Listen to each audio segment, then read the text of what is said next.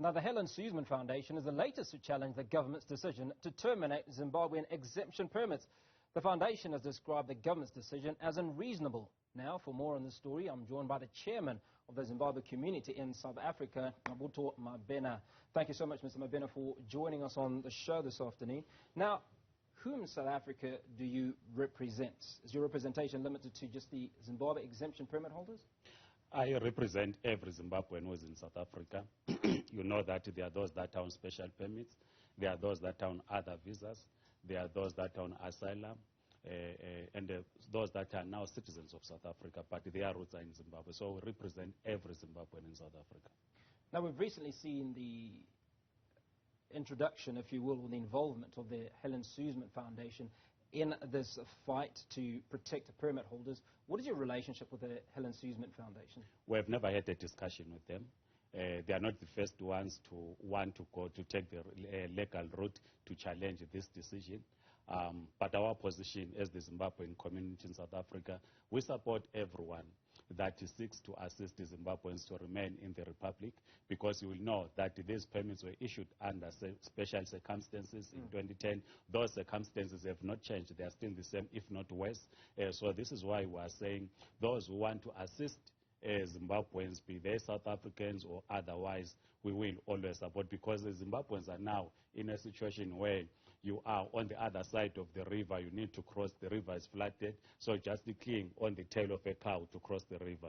So people are desperate. This is why Zimbabweans are looking forward to this case. So you haven't formally engaged the Helen Suzman Foundation. Are you suggesting that they're operating independently of you as an organization or as a movement? They are operating independently from us, because you know the Helen Suzman Foundation, they are one of the oldest foundations in South Africa. We have been engaging a number of progressive South Africans to say, give solidarity to the holders of ZEP. It is not only us, the Zimbabwe community in South Africa. We've had other South Africans that are consulting and are engaging us and engaging holders of ZEP. It is then through those engagements, not by us, of course, as the Zimbabwe community in South Africa, by others, that the Helen Suzman Foundation has decided that it has to take a legal route to try and find a solution to this. Like I'm saying, they are not the first that have said they will go to court. There are others, even other holders of ZEP, who then decided that the only way to resolve this thing is through the legal process. But you know that this has always been a negotiated settlement since, or negotiated process since 2010. And some of us have been engaged in this negotiation, but we were taken aback when on the 25th of November 2021, it was announced that the ZEP was not going to be renewed, because in our engagements with government, we did not get the feeling that these permits were not going to be renewed. Okay, you didn't get a feeling, but did you get a firm position from government that these permits would not run out for the indefinite future? Or was it an assumption on your part that the goodwill of the South African government will continue into infinity, or at least until the situation, as you've said, in Zimbabwe had improved? The discussions that we had in 2019 with government officials in December, just before the national lockdown, the meetings that we continue to have with the SAMI in the ruling party, the African National Congress, the position was that the holders of ZEP have been part of the economy for the past 10 years or so, and therefore asking them to return back to Zimbabwe, it would be unrealistic, because you also remember that in 2015 there was a realization by the South African government that within the SADC region, you have people of low skill that flock to South Africa, and they needed to find ways of managing that. Hence the gazetting of the white paper on international migration in 2017, which recognizes that the people of low skill work in South Africa, and it made proposals on how to document them. The holders of ZEP fall in that category, because these are people of low skill. In the main, we've had the discussion that the people are taking, or holders of ZEP are taking people's jobs. But what we have not analyzed is, who are these holders of ZEP? What jobs are we talking about? Are we talking about jobs in the corporate world? Are we talking about jobs in the domestic sector? We have not really analyzed that. Well, let's analyze it, Mr. Mabhena. Who are these individuals in terms of their qualifications, or what jobs do these 178,000 people hold? A large chunk of those that are holders of ZEP are domestic workers. You then have drivers, whether they drive Uber or they drive delivery vans. There are people that are in the construction. You do have teachers, educators who do not qualify because their skills are not considered critical. And of course, you do have few journalists that we have come across that are holders of these permits, and 0.1 people that are lecturers. I know two or so. That one is a lecturer at the Western Cape University, has a PhD in media studies. The other one is a PhD candidate in KZN. But in the main, these are people of low skill who are in the domestic sector. Well, I suppose it then begs the question, not that you would know what Dr. Aaron Motsoaledi was getting at, but if the Minister of Home Affairs has given the Zimbabwe exemption permit holders the option to upgrade their permits, one of the options is to apply for special skills. It almost looks like it's disingenuous in that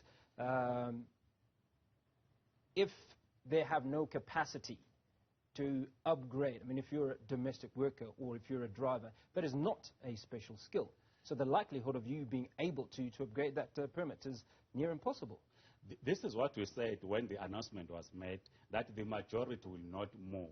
You remember that when the Zimbabwe special permit was renewed in 2014 from the Documentation Zimbabwe project, those that had upgraded themselves and were able to move were moving to other visas. What was required then was that because the Immigration Act does not allow one to change their condition in South Africa, you have to go back to your country of origin, which they did. And the problem that we were confronted with at the time is that the South African embassy will take hold of your passport. So we're able to negotiate that if you're a holder of ZSP, you want to move, they don't have to take your passport. So those that then managed were able to move. So the bulk of the people that remained do not qualify to move unless they are married to South Africans, unless they are married to people on PR, or the very few that maybe are teaching science subjects. But we also know that the critical skills list was revised in the first week of February. For instance, we are now dealing with a situation where diesel mechanics, artisans who are in the diesel mechanics, were listed as part of those with critical skills. That was removed. So it has presented challenges that you are a diesel mechanic, but you do not qualify for critical skills because it is no longer there. Well, while we're analyzing, let's go back to that number of 178,000. So in your mind, how many of these, or what percentage of this 178,000 are likely to be able to move their permits or upgrade their permits? There are very few. There are very few. I might not give a 5%, percentage. 10%, 20%? Maybe less than 5%. Because remember, the Director General of Home Affairs, I think last month or so, wrote to each holder of ZEP, reminding them that they need to apply to move to other visas. And in the letter that was circulated, which actually is not really possible. Which is not possible. And yes, and in the letter it was saying few people have applied. This demonstrate the point that you have been making, that they do not qualify to move. Because let's put this into context. You are an educator, a South African educator, you earn 20,000 rands. You need a domestic work. You are paying your bond, whether it's 8,000, 10,000, you have a vehicle that you pay. The change that you remain with, which is about 2,500 or so, it is paid to a domestic work. These are the people who are saying they are taking people's jobs. Because what we are dealing with is that the black middle class in the main is the one, South African, is the one that employs migrants because they will not remunerate them well. The reason being, they are not also being paid, they are not on the high earners. So you earn 20,000, then you have to find someone that will pay 2.5. And these are the holders of ZEP who are in the domestic sector who are receiving this month, 2,000, 3,000 rands a month. Well, that picture doesn't look very rosy. I mean, you have 160,000 potentially permit holders who will become illegal come December 31. What do you see happening on the 31st of December?